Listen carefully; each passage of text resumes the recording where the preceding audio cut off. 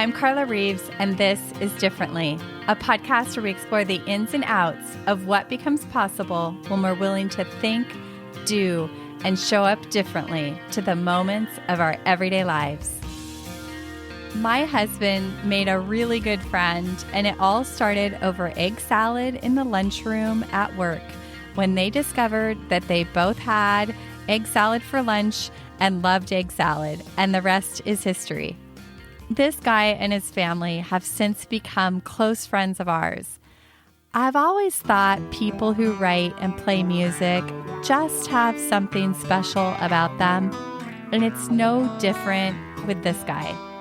He's a songwriter and musician, he's a dad, he's got a really cool love story with his wife, and he's someone that when you're around inspires you to be more of yourself, shake off the inside and outside noise in the world, and step forward and do the work that's in your heart to do. Meet Rick. How is it I am easily fooled by the beauty? I get lost following you.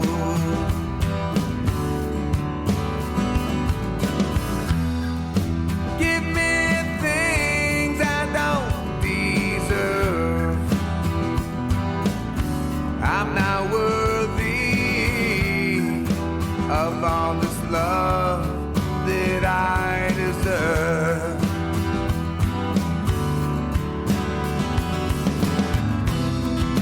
And all these things live inside my head. I am an ocean letting it in. Lead me out of the dark to die. Am I finding my way back to you?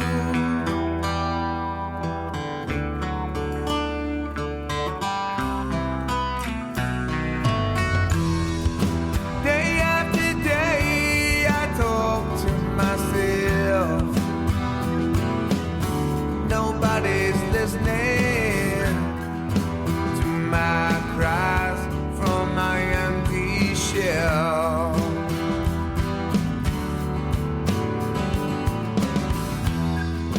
Under these waves I wait for a day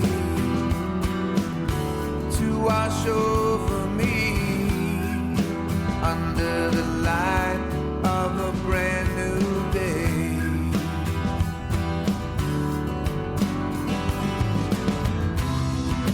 And all these things live inside my head. I am an ocean living in sin.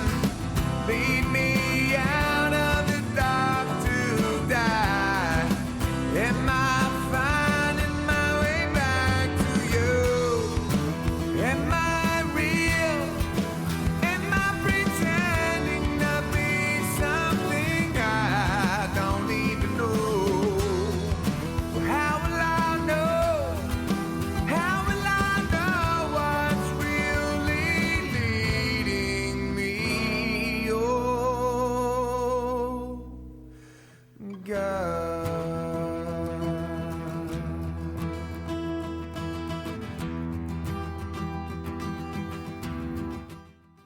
Hey, Rick. Hey. Welcome to Differently. What's up, Carla? How are you? I'm good. I'm super excited to have you on. We've talked about this for a while. And I don't know if you know, but we have a saying around our house of let your inner Rick fly. Did you know that? Yeah, I think Q was telling me about that a little bit. What does that mean, though? You know, I think you're somebody in our life that just inspires us to be freer, to let loose, to be yourself, to not be so worried about everything and just let it fly. It's so good. It's so Yeah. refreshing. I thank you for that. Awesome. You guys are awesome, man. It's funny, that thought, right? Like, just let it rip. Let I it think, rick. Let it yeah, let it rick. rick. Just let it That's rick. going to be the new one. Yeah. Yeah. Trying to let it rip. Yeah. I always feel like we're always kind of being held back. Like, you're worried about what people are going to say or think or do. We talk about that all the time, right? And you just got to keep fighting through that, because the minute you stop thinking about it, it comes right back. It's like it has you again in its grips, and you just got to keep kind of pushing through it and be, even like, especially with the creative process, right? My daughter just wrote a song the other day. She wrote probably a minute and a half of the song, and she's got some really cool chords. And then she sent it to someone else, and she got their opinion, and then she sent it to me, and I just replied back, "It's awesome. Don't share it with anyone else. Just lock in and go with it." And stop, because what's going to happen is she's going to take input from someone else, take input from me, and then if she doesn't like that input, it's going to make the whole thing toxic. And you just got to go with whatever you got and let it rip. And then if it's wrong, it's wrong. And then who cares? And then go write another song. That is such beautiful advice. Seriously, like what incredible advice to get from your dad. I know with my clients, a lot of times, and I had to learn this with myself in creating a business, is so often I would do just that, right? You have an idea you're so inspired about, excited about, and then you share it. And that feedback just, because you're maybe just like a little wobbly twig with that idea, right? And then if Right. you share it too soon, it can just fall over. And I Yeah. think it's so important to kind of establish a bit of a root system before you share it. Yeah. It's like an incubation period. I think that's beautiful. Yeah. It's exactly So what it is. Yep. yeah, tell the listeners a little bit about who you are today. I mean, we know you're a dad. I know you, but give them a sense of who you are and what you're up to. Um, I'm kind of all over the place. I'm not like um, obviously I'm a diehard music guy. Um, um, right now music is everything I'm doing, booking all my gigs. I have, it's weird, it's a crazy question, because I feel like if you had asked me that 5 or 6 years ago, the answer would have been completely different. But where I am now, I'm really just playing music and trying to provide a lifestyle for myself, and then obviously be able to pay some bills and throw money at my kids when I need to, and do some stuff with Ames. Yeah, that's it. I'm just a guitar player and a guy who loves playing music, and I'm kind of an introvert, when it comes to that. I don't have a whole lot of friends. I have a couple people I hang out with that I really enjoy being with. There's other people that I'm friendly with, but I'm always looking at the clock, waiting to get out. I'm like, okay, that's it. I had enough. Like, I need to get out of here, and I don't know if that answers your question, but yeah, I'm pretty simple. I'm playing Yeah. music, and I'm just doing what I want to do, and I'm listening to my own voice as much as possible. And that's it. I don't know if you know this about you, but I remember I'm trying to think where we were when you shared. I mean, maybe it was a couple years ago when you shared, that you were good, you wanted to play music. And at that time, I don't remember exactly, Rick, how much were you playing at that time? Because I think you were playing with the band, but you weren't really doing your own stuff. And I remember distinctly, I don't remember where we were, but I remember you declaring that you were going to play music and you wanted to get booked. And I've watched you, like, I've literally watched that come to life, and it's Mm-hmm. super inspiring. Do you remember that? No, but I remember the mindset. I don't know exactly when it was, but it was definitely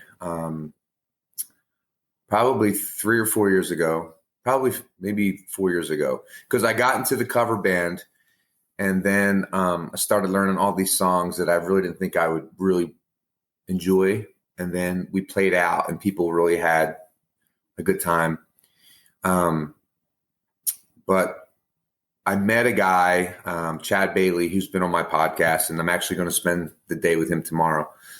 He's been my biggest inspiration as far as really making this come to life. You know, Amy and I had like some kind of disagreement on a Wednesday night, and I left the house and went up to Saddle Mountain Brewery, sat there. I didn't have my cell phone, and I'm listening to Chad play, and he was playing a lot of the songs that I always loved.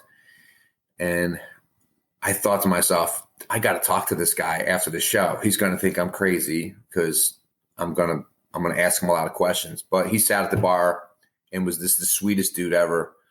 And we became instant friends. And he invited me to a couple shows where I could come up and sing with him. He invited me up, and he always edified me. He was like, yeah, Rick's a singer-songwriter.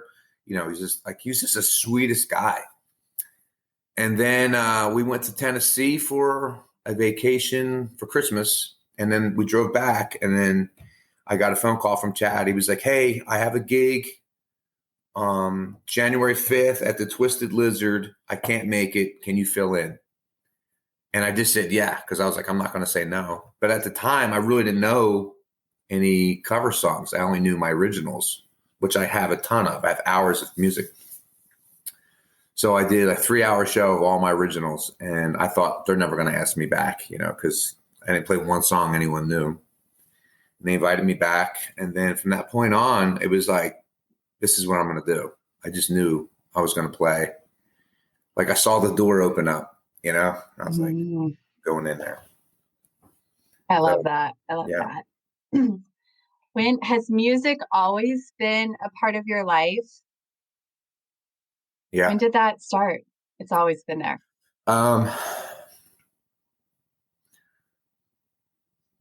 It started when I think I was 5. That's when I remember.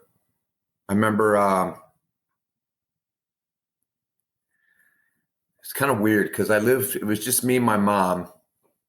And my mom had this old record player, and I think it was an Elvis song, in the Ghetto. You know that song?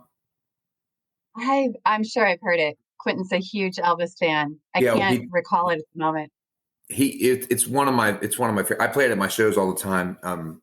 Super sad, super dark. But that song, it was great. And I was like, man, I love this song, you know? So that was it. There was an Elvis song because my mom loved Elvis. We did that 5 years old. And then, I don't know. And then when I was in 2nd grade, my sister was 10 years older than me. She kicked me out of her bedroom because I used to go up there. She used to listen to music all the time. And I always wanted to hang out with my sister because she had like this cool, like 60s kind of room. You know, it was like psychedelic. But she kicked me out. She gave me an album and she goes, here, listen to this. And it was a Rush album, Permanent Waves. And I remember I had a little Bee Gees record player. And I came home, or I went in my room, I put it on, and I heard the song. It's called The Spirit of the Radio. And I was like, what is that? Like, it blew my mind. I was like, is that a guitar? Like, there's no way that's a guitar. You have to hear the song. But anyway, from that point on, I just got this. It was like, oh, wow, that's life right there. Everything else is kind of like whatever. You know, I mean, baseball and music were my two loves, and but music has never stopped. You know. I always think there's such clues to life and to what we're here to do from our youth, you know, and the things that we loved to do when we were little. I think that's really cool. Yeah. So how did this journey begin? Like tell what's your music journey? I have a little sense of it, but I'd love to hear a little bit more. Like how did it go from there? From sort of opening up this world, like this is life. It really was just a lot of time by myself, you know, sitting in a room, staring at a wall, you know, playing. I had this little mirror too on the back of my door in my closet, and I would prop my chair up in front of it, and I would try to look cool, and try not to look at my hands when I played. So I look in the mirror and watch my fingers play, and I still do that now because I actually think that. Really? Yeah, it does. It's like I don't know. It has a different way of learning. Like I can see the phrasing better when I look in the mirror. And then, of course, when you're in the mirror, you're trying to sing, you're looking at yourself, and you're like, oh, if I make that face, I look stupid. All those little weird things that you do when you're a kid. And then I would lock myself in the bathroom with my little record, like a little cassette recorder. And I would play these songs that I learned, and I would try to sing them. And I sounded awful. I just remember I would record yourself. Yeah. And then I would listen back and I go, oh my God, I suck. And of course, my brothers, we're all from Jersey, so no one's nice to you anyway, so you'd have to be really amazing to someone to give you a compliment. And that just didn't happen. Yeah, I did all that. A lot of time just by myself playing. I mean, really pretty much what I do now. But it's when I got to Arizona, I got into a band, and I was kickboxing at the time, and I had wrote a couple songs, and I gave it to my instructor, who's his name is Shihan. He was like a 5th degree black belt. He loved me playing guitar. He always invited me to the outings. I said, Harris, bring your guitar. So I bring my guitar, and, I got to sing the national anthem in some of the fights, and I played at the intermissions, but I was really horrible. But then I answered an ad in the paper to get into this band, and that's when the band Field took off. And I know we never talked about that, but that was a great time in my life because I was still living with my mom, and I would work all day, and then I would go to the studio. For a year straight, I went to the recording studio and worked on this album, and super proud of it. It's really good. But that faded out, and then I met Ames, and then, we had Haley, and then, so playing out, the music dream kind of died. Like, yeah, dude, you need to get a job. Like, you have a baby now, you got a wife, and then we had Sammy, and then I got a house, and then it was like, okay, this shit's never going to happen, But I never gave up on it. I had a recording studio at the house, and kept playing, and wrote a gazillion songs. I wrote so many songs from 15, and I just wrote a new one a couple weeks ago. It's a musical. It's an instrumental song. But yeah, it just, it never ends. I love it. What does it look like to write a song? Like, what does that process look like for you? Has it always been the same, or has it evolved over time? Yeah, it's different every time. A lot of it just really, yeah, it's different. Like this last song, I've been doing some finger picking kind of stuff, which I used to play with a pick, and I always mess with the finger picking things, but I'm not very good at it. But I kind of figured out my own little way to get around. And then I found a couple things that I liked, and they stuck, and then I put pieces together, and then I had 2 pieces. I take it back. I had 3 pieces. And I was like, all right, I need one more piece to make this thing happen. And I think it was like 1 o'clock in the morning. I was sitting on the couch, and I was pretty tired. And I was just kind of going through it. And all of a sudden I put together these 4 or 5 chords, and I'm like, that's it. That's how it came about. The whole song was completed after I wrote that one part, but I wasn't thinking anything. It just magically happened. Or, you just keep meditating on it enough where you're tuning yourself into finding that piece. And then when I found it, I'm like, oh, there it is. And then the next day I went and recorded it.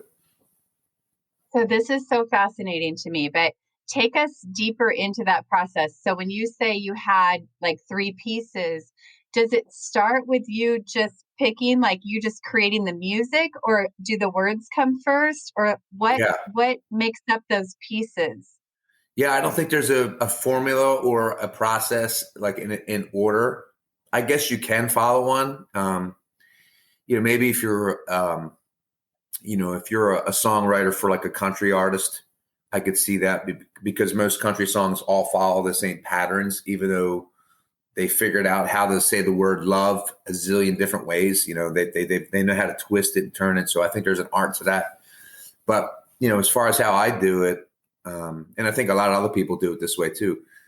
You start playing and something kind of just, it catches you. You play it 2 or 3 times, like, oh, that's kind of cool. And then you want to go back to it, and you're like, where's this going to go? Yeah. And then it just evolves, and then you just roll with it.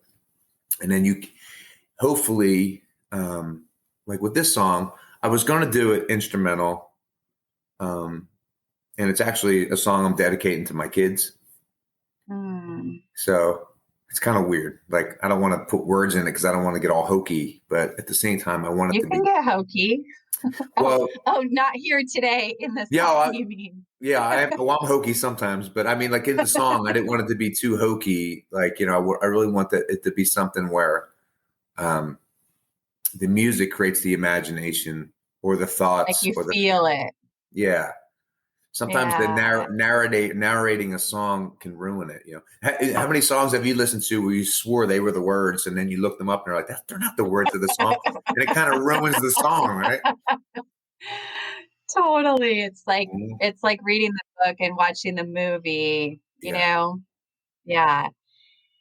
So that song we played, I'm going to put it in the beginning of our show today, but tell us a little bit about that song. That song is pretty deep. Like I feel a lot when I listen to that song. Yeah, that song is the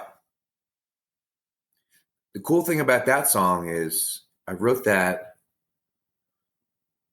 a long time ago. The guitar part I wrote probably in 98, something like that. And then I wrote all the guitar part. The entire musical part was written. I didn't change it at all. And then I was just going to leave it that way. Because at the time, I was writing a lot of just musical stuff. I was like, I don't want to write words. And because in my mind, I thought people didn't care about words, It's weird. And then someone told me that. It kind of goes back to what we were talking about before, where you ask someone's opinion that you think you trust, and then they say something to you. And for some reason, whatever it is, it kind of worms into your brain. And then you think there's some truth to what they said. And maybe there is, but when you allow people to influence you, you get screwed up. It's better to trust yourself and just be wrong. Anyway. Gosh, we could go down a whole conversation with that, but keep going. So anyway, the musical part came out. I really liked it. And then the words came out, and it was a time when Amy and I were going to church and taking the kids to church. And I've always struggled with not so much church, but just the whole process of belief and prayer and all that stuff, trying to make it work into my life where I felt like I wasn't being authentic. I wanted to be authentic. And instead of like a facade or pretending or we're look at the picture of us on the wall. We are a perfect little Christian family. Right. And I'm from Jersey, first of all. So all that goes out the door because my mouth gets me in trouble and I act a certain way. And not saying I'm a bad or a good person. I'm just feeling like, I curse a lot to be a good Christian guy, But anyway, so when that song came out, it really made me question, what's motivating me, to be who I am, and what's leading me. Am I doing it because it's my own internal pull from the way I grew up, or is there some spiritual thing that's guiding me? And, you pray for that stuff and you think, well, maybe that has something to do with it. And maybe it does. But I've always struggled with that. Even to this day, I still struggle with it. And I'm okay with it now. I think it used to bother me. It used to be like, man, like, how come these other people I feel like they're 100% in, or maybe they're just pretending that they're 100% in, you know?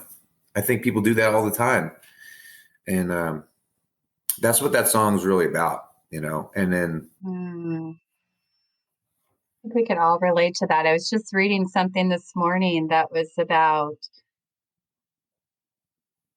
just the naturalness of that struggle with God, you mhm, know, and that just grappling, just like you're saying, like something will get in my brain, and and then I'm just grappling with, you know, what does God want? Where is God guiding me? What's the right thing? What's the, you know, yeah.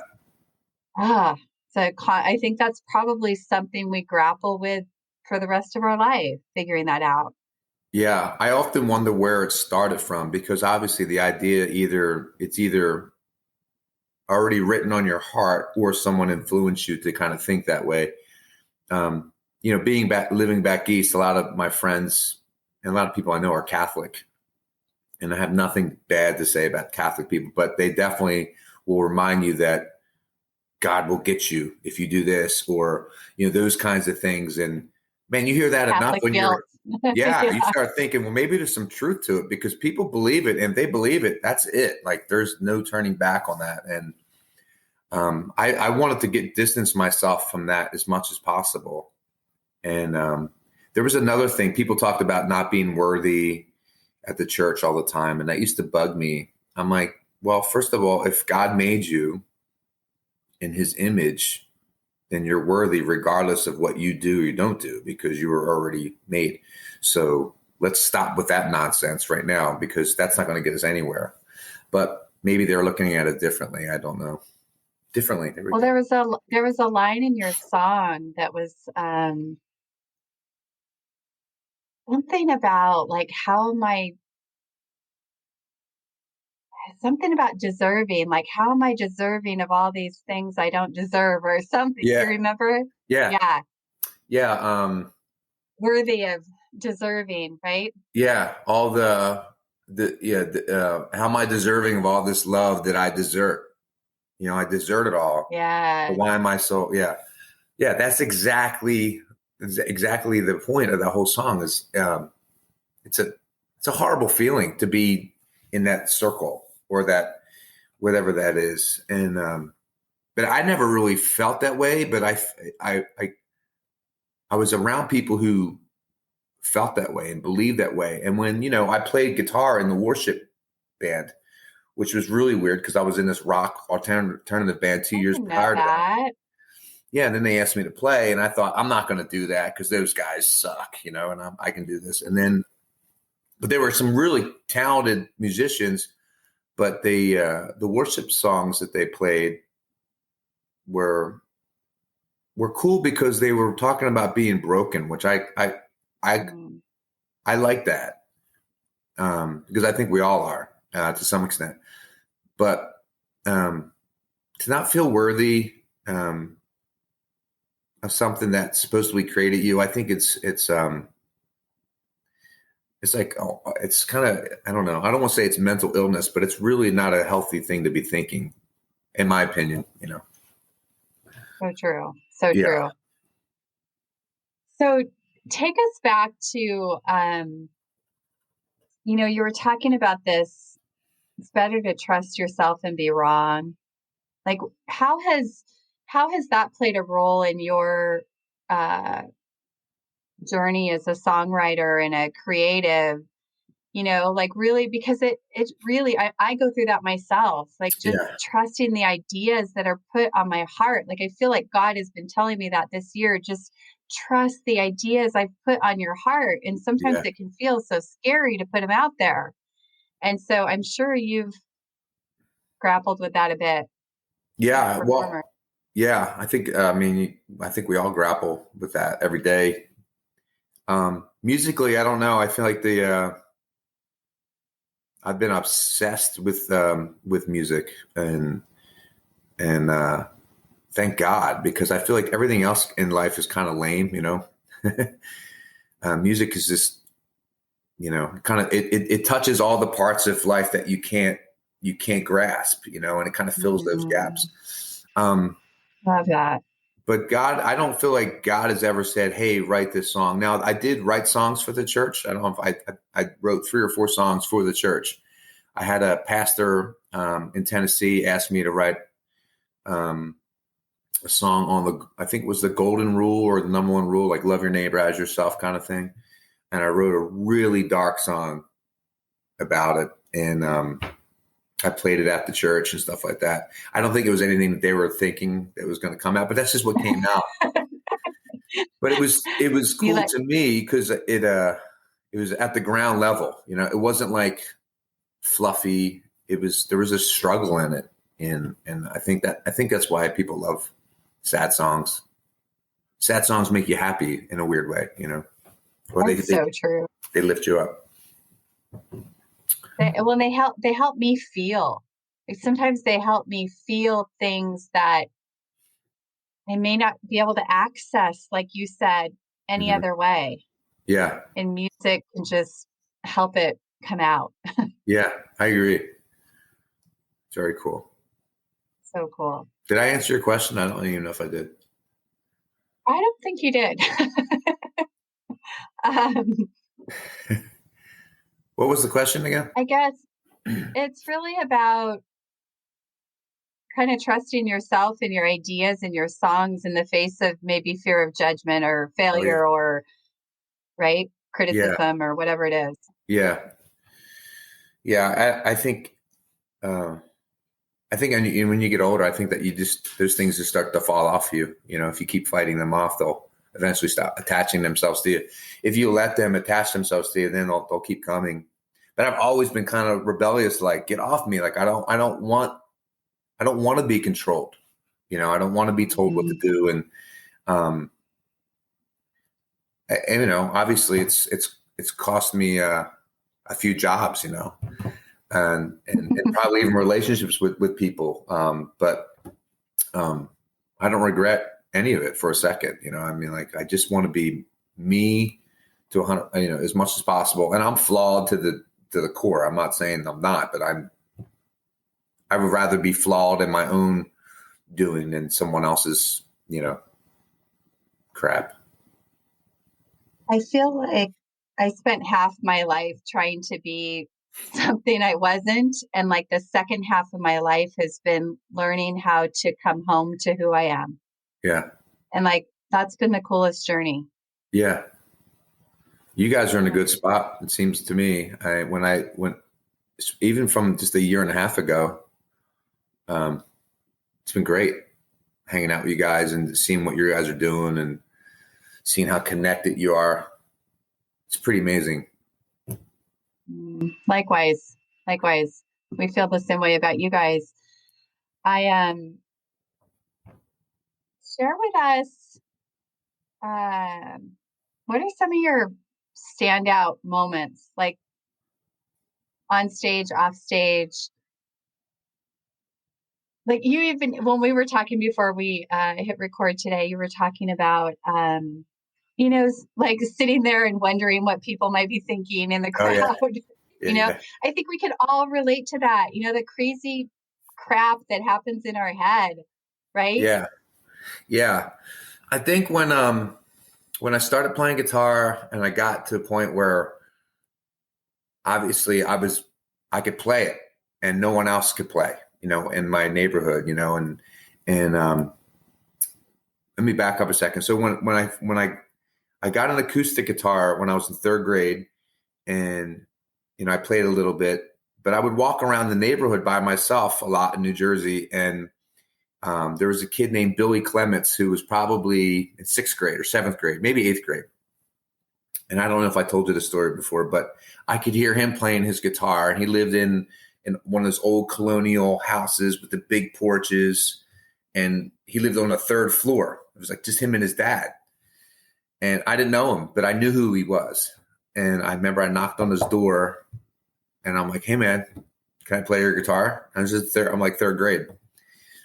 And he said, "Sure." He opened the door and we went up a flight of steps and he had a Gibson SG. And if you don't know what that is, that's the same guitar that Angus Young uses from AC/DC.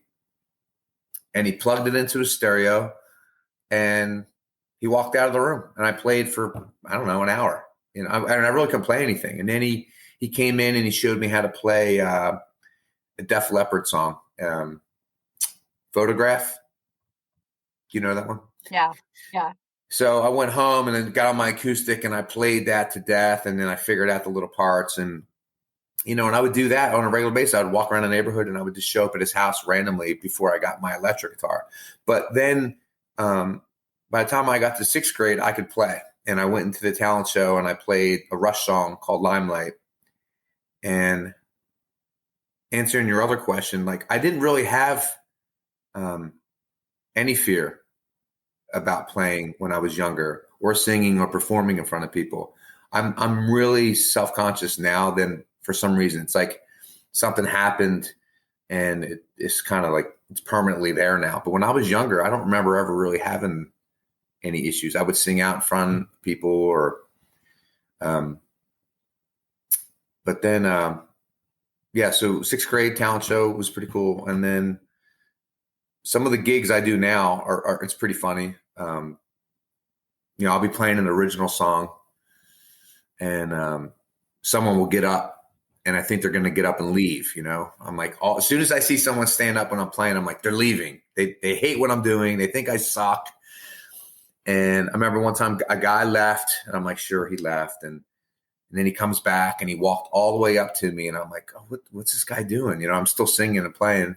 And he dropped $20 bill in my guitar case and he goes, dude, that song is awesome. And I just was like, what? I was like, no, it's not. Your body language was telling me that I sucked like the whole time. And but my perception's way off when I'm playing. I've always felt like I can read people maybe a little bit, or at least body language, pick up cues. But there's a dialogue that goes on in my head when I'm playing that is not truthful to me. And I have to always have to kind of put it in its little box. Like, all right, go ahead, do your thing, but I'm not listening to you, I love that. That's Yeah. so good for on stage and in life, Yeah. And you talk about that dialogue that changes your perception. It's like a lens, right? That those thoughts distort what we actually see and Yeah. experience. That's what I work with clients on, but that it's so powerful.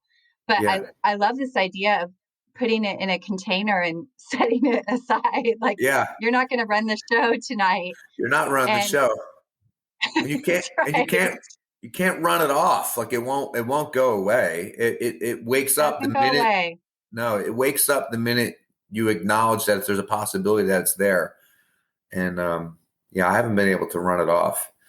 But you can shift your relationship to it, which is exactly what you're talking about. Yeah.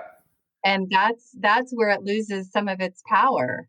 But for people listening, what goes on in your head. I mean, Quentin and I crack up about it because, we've been in the room many a time when you're playing and oh my gosh, it's amazing. Like anybody listening, you got to look Rick up and we'll give you that info. But to be in the room when you're playing is a really amazing, cool experience. And, when I hear what you have on in your head, I'm thinking that's craziness. But Yeah. I know my own head and what it does, how it torments me. And so we all have that, right?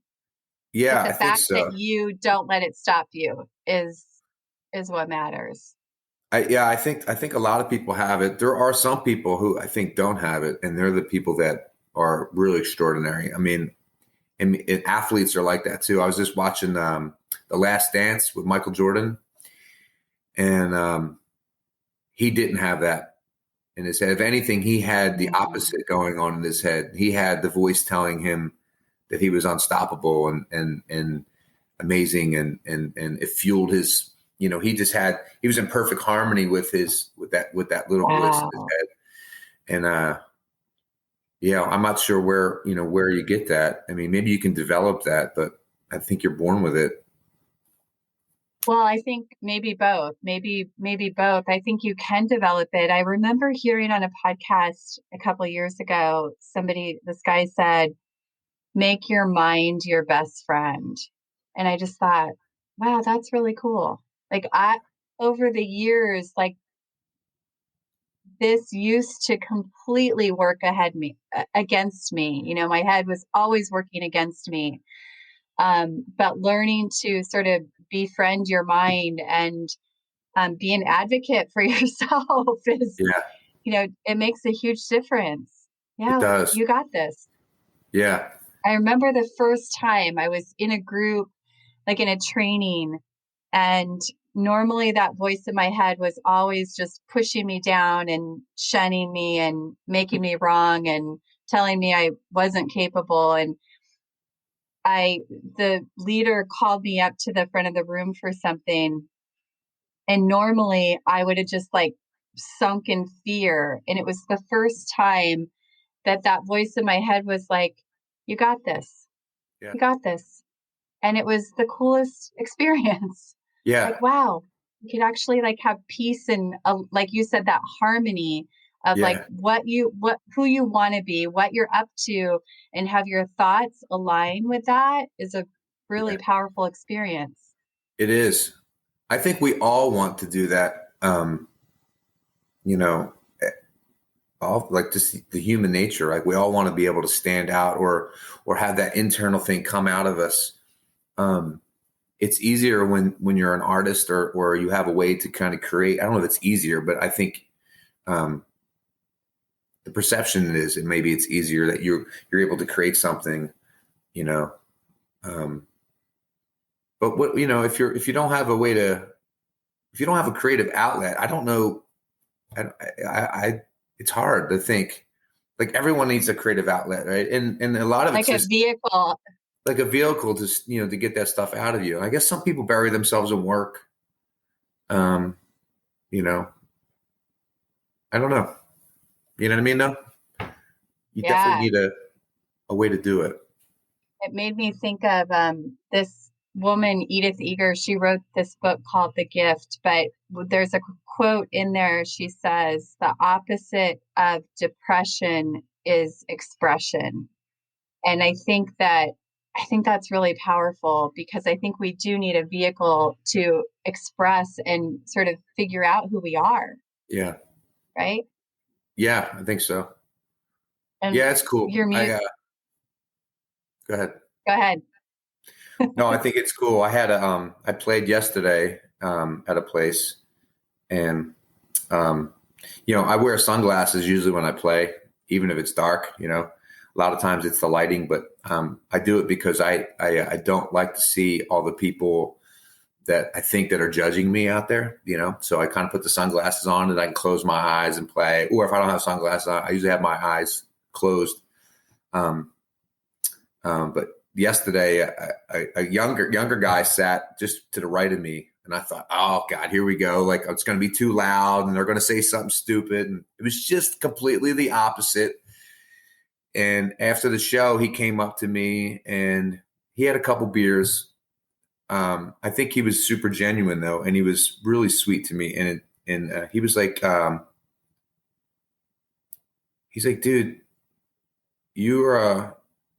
that was like hearing heaven, or said something along those lines. And he totally meant it. And he got choked up a little bit. And then he got me all choked up because I'm a sap. Like I could cry on a dime, And I'm like, oh, thank you, man. I'm like, I really appreciate you saying that. It means a ton to me. And then he kept, of course he had a couple beers in me. So then he was trying to say it in another way, but he kept saying the same thing.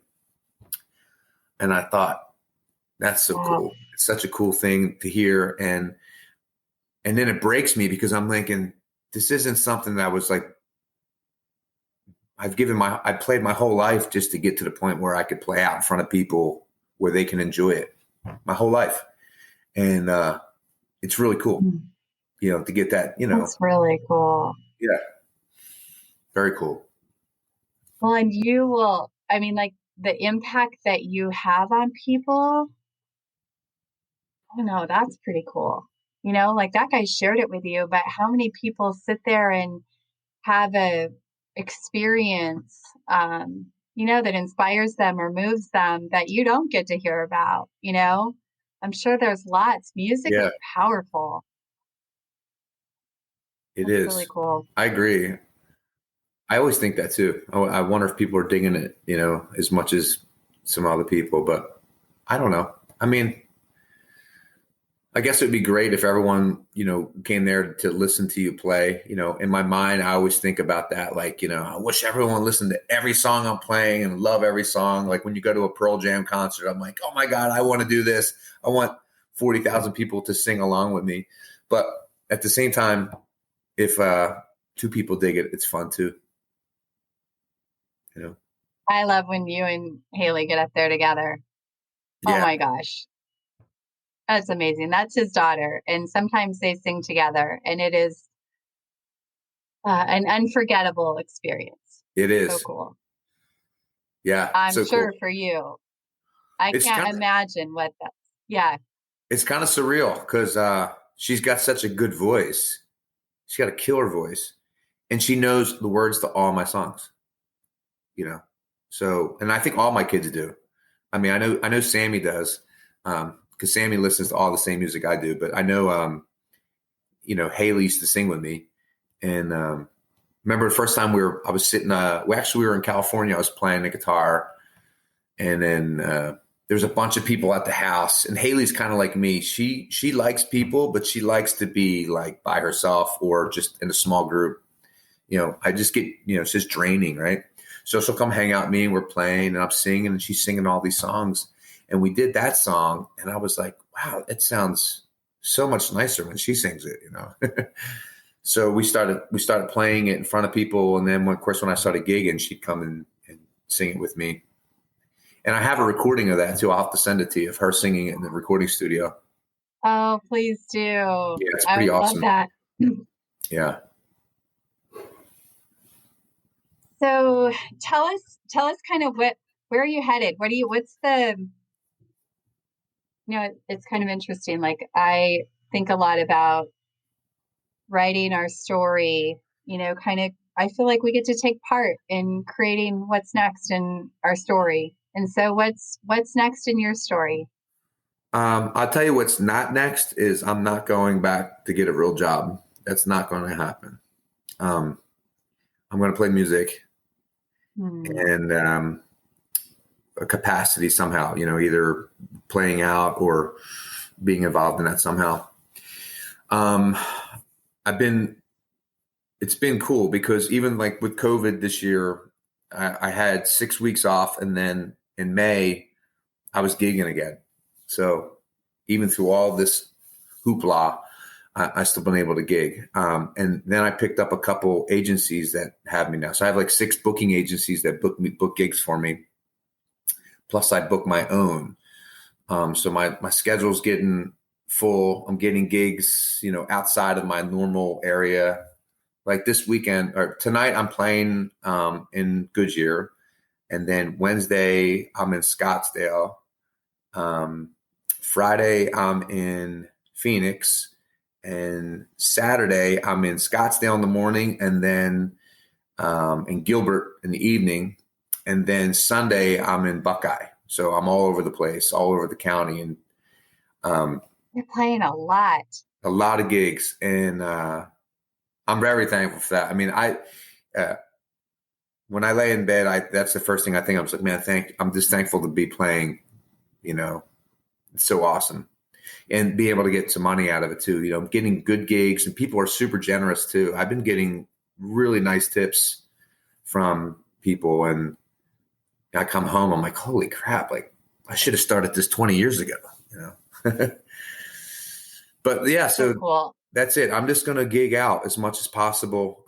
Amy and I are always trying to figure out, like, I'd like to get a little motorhome, obviously, and maybe figure out a way to book shows up in Colorado or Texas, or, I'm trying to stay away from California right now. But I'd still go there and then, head back to Tennessee and maybe the East Coast for the summer and just do some small gigs, I think it's doable, I love that. Yeah. Well, and I think about, like you said, not going back to a job.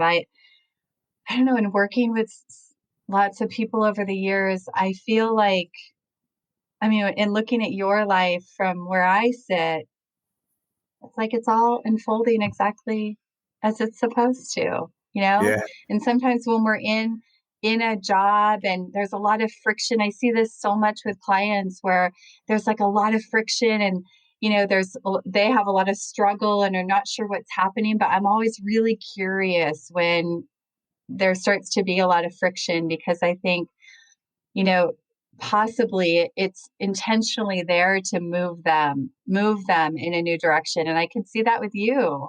Yeah. It's really, So do you think the friction is created by them and they kind of allow the friction, or the friction just kind of happens naturally? Because you made me think of something. I think sometimes when friction gets created, when people want out and then they create their own friction to kind of, like, let's put that on the table because that seems to be something that's not working for me. And then, you know, yeah, I think it's both. I mean, I think sometimes we do create the friction. And I think sometimes, I mean, for me, I think sometimes God creates the friction, like mhm, to get us, and like when we're not, maybe we've been getting a message like, you need to do this, you need to do this, you need to move here, and we're not listening, and we're not listening, and we're not listening. I feel like sometimes God will make it uncomfortable enough that we'll actually move.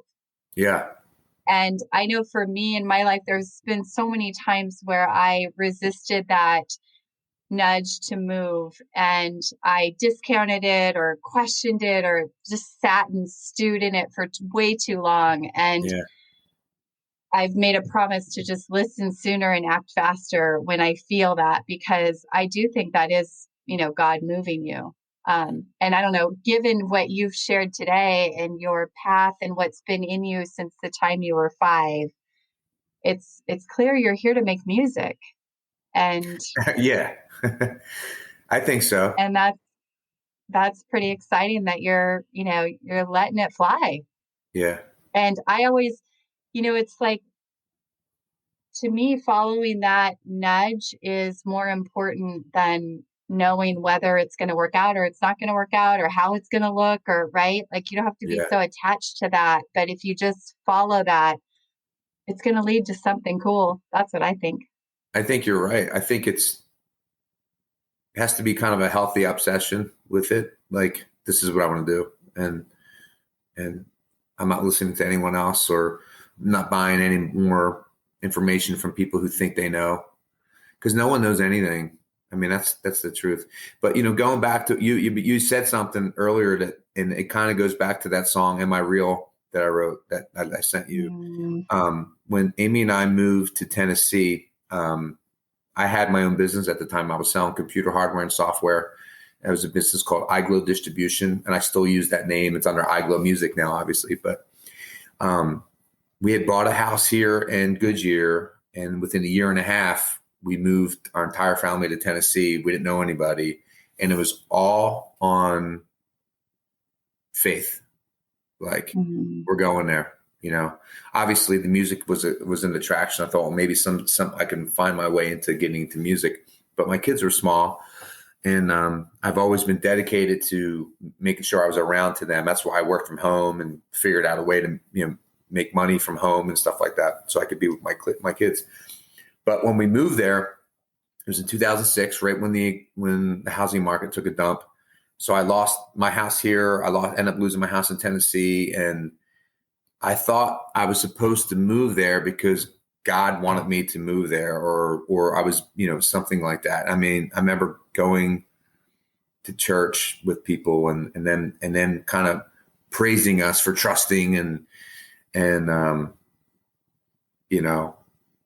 I don't know why we went through all that. I mean, that was a huge struggle, and maybe some of the motivation of why I'm like, I'm just doing music. I'm just going to do this because it's the only thing that's true to me. Everything else is kind of like, well, I think that's true. Maybe, yeah, it's working for me right now. You know what I mean? Though I thought about that, and that was a huge suffering. But the beauty of it is, we were there for 3.5 years. We moved back. I took some crappy jobs, sitting in the office, sitting in the cubicle. And then now my daughter moved back to Tennessee and she's living there. And, we were only there for 3.5 years, but it feels like home to her. So I'm glad it all happened. I just wish it wasn't such a struggle because it really took years off my life. I struggled financially trying to figure out how am I going to, my kids were super small. Amy's working. I was pretty shitty. I was in a really shitty place. And I did it because I thought, well, this is where God wants me to go, So I don't know. I don't know where he wanted me to go. Sometimes we don't exactly know, right? But I'm curious, was there growth or like gems out of that challenge, right? Like going through it, there wasn't, but who did you become because of that? Well, Tennessee it changed us all. We went there, and the people of Tennessee, especially in the little town we were living in, Hendersonville, was just amazing. I mean, I never met so many beautiful human beings all in one area. They really were amazing, and they still are. When Haley went out there, she lived with my friend David as a police officer and Tracy for several months. They were like, yeah, she can just stay here. Like, no biggie. Just stay here. No question. Yeah. Just make sure, you're doing what you're doing. And of course, Haley, she has that type personality anyway. But, so that's a gem. Sammy wants to move back. Obviously, Amy just sent me a picture of a house that she wants to look at when we go back there in April. So, there were a bunch of nuggets in there, but the struggle was real, man. I mean, I know. I was in a bad spot. And, you figure it out, but it just sucked because, you only get to be with your kids when they're that small, obviously, for a short amount of time. And I was, as much as I was available, I was still kind of checked out in a lot of areas because, I had to figure out where I was going to come up with money. Yeah. And everyone, I guess, maybe has that. But there's other people who really made out on that deal. Who there's like, I was felt envious or like resentment. I'm like, man, they made out. They sold that house in the right time. They made that. And now their other house is paid for because that was the whole goal was like, hey, we'll take the money we're making off this house, go buy a house out there, have a little farm on, have a little dream come true. And none of it did. I mean, it was like, nope, that's not what's happening, dude. We got other plans for you. Closed. Yeah. So. Yeah. I don't know. I think about the hardest times that we've gone through too, as a couple or as a family or as an individual, but it's always so uncomfortable going through it. But looking back, I'm always like, oh yeah, I wouldn't change that because I needed that, or that helped us grow in this way, or yeah, I don't know. I feel like the greatest growth comes from the hardest crap. Yeah. No, I agree with that too, which is kind of annoying, right? You're kind of like, man, I didn't really want to go through all that. Challenge, Rick. Yeah. Embrace it. Embrace it. Yeah. So you just got to keep going. Yeah, that's right. So the story is still being written. So tell people where they can find your music. Where can they listen to you? Where can they find out about your gigs, all that good stuff? So my website's probably the best place, www.iglowmusic.com. That has all my information, has pictures. There's some videos on there. It has all my gigs. My gigs are updated daily. So it's all real time. You can sync your Google Calendar to it if you wanted to. As far as music goes, I have a bunch of songs in the studio that I haven't gone back to and finished yet. And that's just another hang up that I have. Like I start stuff and then I'm afraid to finish it because what if it sucks and then I'll hate it. So it's better to not have it done.